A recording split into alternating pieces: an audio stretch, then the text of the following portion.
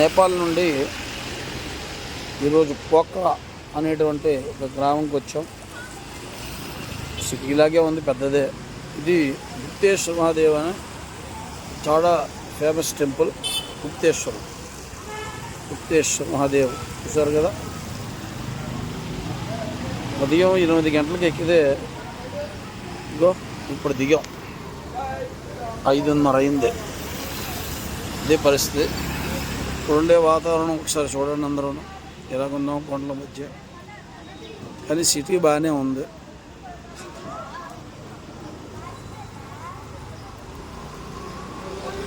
Gupteshwara Mahadev temple.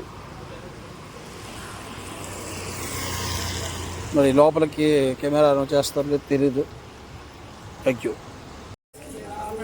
Gupteshwara Mahadev cave గుహలయ్యి ఉంటాయి. ఈ ప్రాంతం అంతా కూడా చాలా షాపులు గట్ట హడావిడిగా ఉంది. అన్ని రకాల ఐటమ్స్ దొరికేటట్టుగా ఉన్నాయి.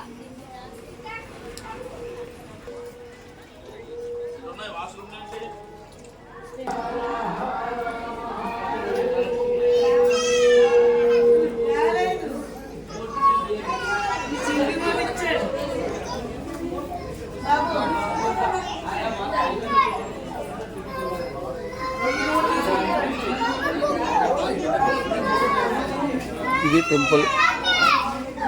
ఇంకా లోపల దిగి వెళ్ళాలి అండర్ గ్రౌండ్లో.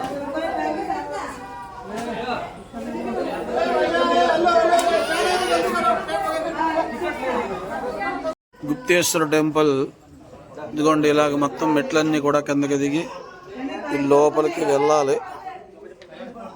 సరే అంతా లోపలికి. ఇక్కడ నుంచి మాత్రం నాట్ అలౌడ్ ఫోటోగ్రఫీ. సో ఇక్కడితో అయిపోతుంది. లోపలికి వెళ్ళాలి గుహలోకి. ఫోటోగ్రఫీ ఇస్ నాట్ అలౌడ్ కాబట్టి ఇక్కడ నుంచి ఫోటో ఉండదు.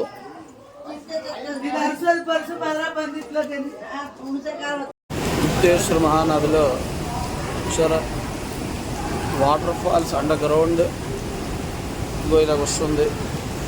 మెయిన్ టెంపుల్ అది గుప్తేశ్వర మహారాజ్ దేవాలయం. ఈ దేవాలయం సుమారు అరకును పోలి ఉంది.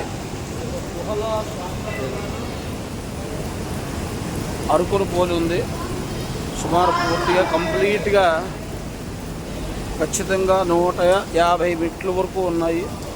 సన్నని దారులు కూడా ఉన్నాయి. లావుగా మనుషులు కొంచెం ఇబ్బంది పడుతున్నాయినా సరే వచ్చి ఇబ్బంది ఏమీ లేదు. అది అందరూ గ్రహించాలి.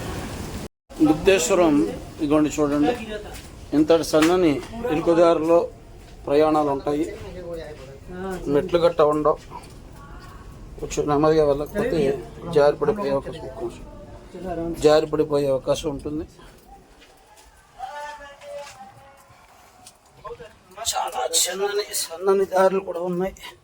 బొర్రలు ఉంచుకొని వెళ్ళవలసిన పరిస్థితి ఉంది. అది పరిస్థితి చూస్తారు కదా పరిస్థితి.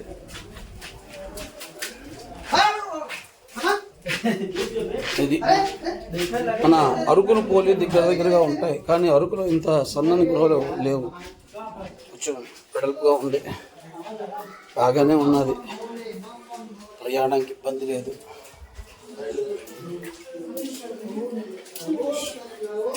సుమారుగా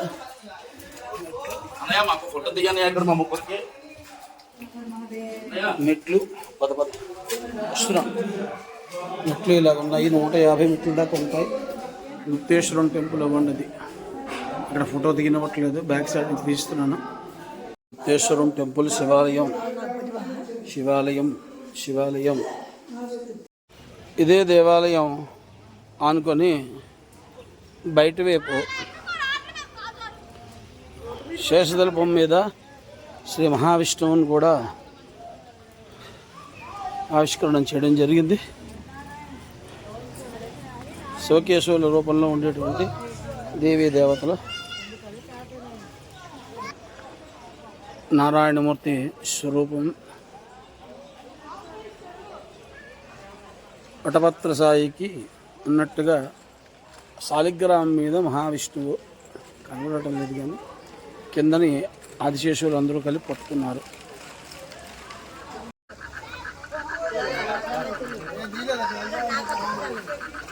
ఇదం విష్ణురుచి